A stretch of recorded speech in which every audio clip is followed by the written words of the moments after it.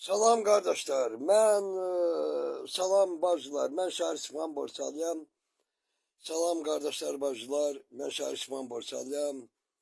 Hürmetli ağalar, xanımlar, sizi eğlendirmek için, keyfinizi kökəltmək için size gülmeli söhbətlərdən danışacağım.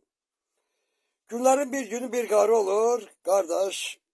Deməli, bunun Moskvada bir oğlu olur. Ne kadar zəngirli şabala bizə olsan, gel saxla qocalmışam. Lakin oğlu gelmir. Təzəm o qarı verir özünü mollanın yanında, Şahi molla adıqa qurban bir dənə dua yaz, bir dənə oğlum var. Moskvada gəlib çıxmır.